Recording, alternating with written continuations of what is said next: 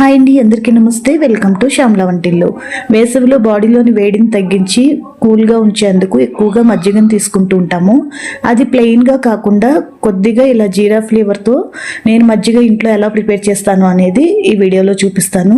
Video skip చేయకుండా చివరి వరకు చూడండి. మీకు గనక ఈ వీడియో నచ్చినట్లయితే వీడియోకి ఒక లైక్ చేసి ఛానల్ని సబ్స్క్రైబ్ చేసుకొని సపోర్ట్ చేయండి. జీరా ఫ్లేవర్తో ఈ మజ్జిగ తాగడానికి చాలా టేస్టీగా ఉంటుందండి. బాడీలో హీట్ని కూడా తగ్గిస్తుంది. ఇప్పుడు ఇది ప్రిపేర్ చేసుకోవటం కోసం ముందుగా పెరుగును తీసుకొని విస్కర్తో గిలకొట్టుకోవాలి. ఇలా చిలకొట్టుకున్న పెరుగులోకి తగినంత వాటర్ పోసుకోవాలండి. ఇలా వాటర్ తీసుకొని ఇప్పుడు దీంట్లోకి కొన్ని ఫ్లేవర్స్ యాడ్ చేస్తాము.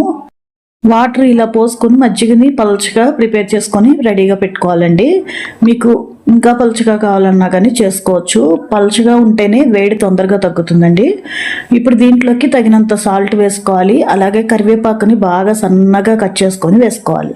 అలాగే కొద్దిగా కొత్తిమీర ఎక్కువ వేసేయద్దండి. ఫ్లేవర్ తెలిస్తే సరిపోతుంది, కొంచెం యాడ్ చేసుకుంటే సరిపోతుంది.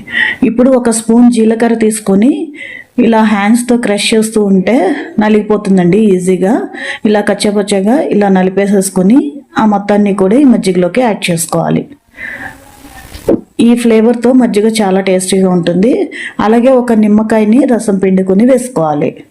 అంతేనండి. ఇలా కలిపేసేసుకుంటే జీరా ఫ్లేవర్తో మంచి టేస్టీగా మజ్జిగ అయితే రెడీ అయిపోతుంది. ప్లెయిన్ మజ్జిగ కంటే ఇలా ఒకసారి చేసుకొని ట్రై చేయండి, చాలా టేస్టీగా ఉంటాయి.